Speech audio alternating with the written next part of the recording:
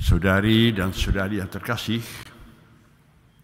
sekitar bea, sekitar pajak selalu ramai, selalu banyak dibicarakan, banyak dikomentari dan dikeluhkan.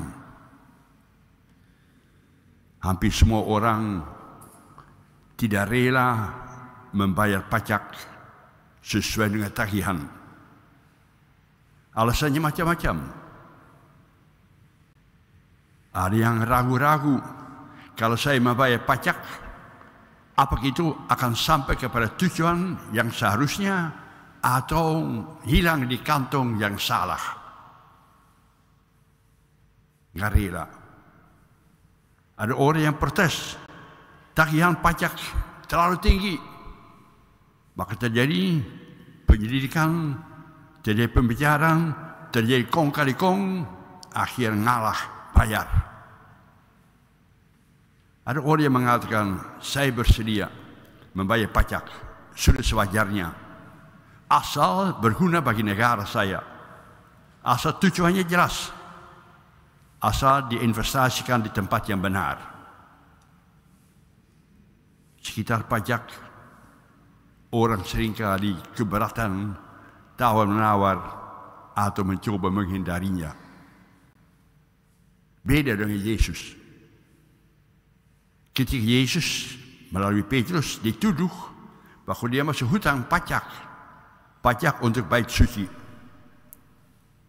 Yesus menginstruksikan kepada Petrus, tolong tangkaplah ikan. Dan persis di dalam mulut ikan itu yang ditangkap, ada uang pajak yang harus dibayar. Walaupun sebenarnya Yesus dan kelompoknya tidak usah kena pajak. Rakyat kecil, sederhana, bebas. Banyak orang mengatakan pajak ada kaitan dengan uang. Saya kira tidak tepat. Pajak adalah kaitan dengan berhutang kepada Allah. Di Italia, pada abad yang ke-12, ada seorang gadis namanya Clara. Clara itu mempunyai papi mami yang kaya raya. Lahirnya di Assisi, kota tekstil. Kota yang dikenal karena Franciscus dari Assisi. Gadis itu mempunyai mami yang sangat religius. Rajin berdoa, dekat pada Allah. Clara sendiri, dia tertarik kepada macam-macam khotbah cara hidup dari Franciscus. Maka di mana Franciscus muncul, disitulah Clara mendengarkan sabda dari Tuhan.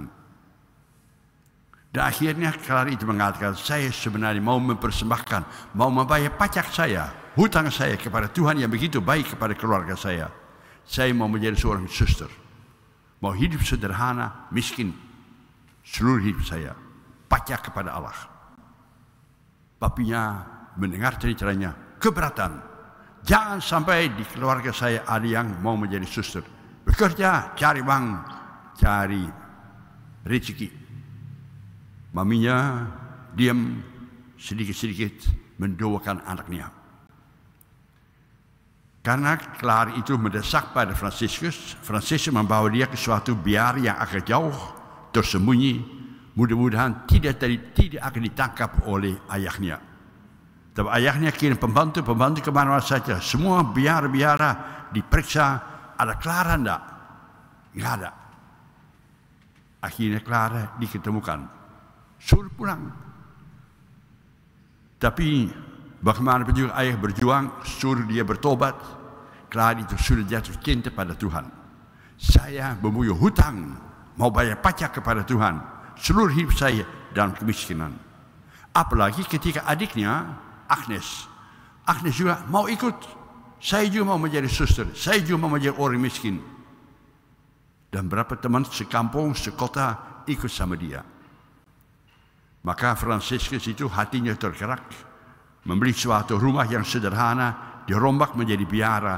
Disitulah Clara dengan teman-temannya tinggal, berdoa, berpuasa, hidup sederhana. Pakaiannya hanya karung saja. Gara-gara mereka sangat dekat pada Allah, sangat banyak berdoa, maka mereka juga punya musuh. Kaisar tidak setuju dengan ada orang yang menghabiskan hidupnya hanya dengan berdoa saja. Maka tentara dari Kaisar mau menghancurkan biara itu. Kemudian hebat si Clara ngapui senjata selain daripada Tuhan Yesus. Dia lari ke kapalnya mengambil monstrans tubuh Yesus yang Maha Kudus, dan dengan monstrans dia lari kepada tentara. Tentara kaget. Kok melawan Tuhan Yesus? Gak mungkin. Maka mereka mundur. Biar itu selamat. Gara-gara doa, gara-gara pengabdian kepada Yesus. Selama 40 tahun, Clara ini menjadi suster Claris. Banyak orang ikut. Sampai di negara kita ini ada suster-suster Claris di puncak. Bagi kita, merupakan suatu ajakan, mari kita pun bayar pajak. Bukan hanya kepada negara saja, tapi terutama kepada Tuhan. Hidup kita, kesehatan kita, rezeki kita, semua hadiah dari Tuhan kepada kita. Mari kita pun membayar pajak dengan berbuat baik kepada sesama manusia. Agar dengan demikian, kita hidup sesuai dengan kehendak Allah dan hidup bahagia. Semoga demikian.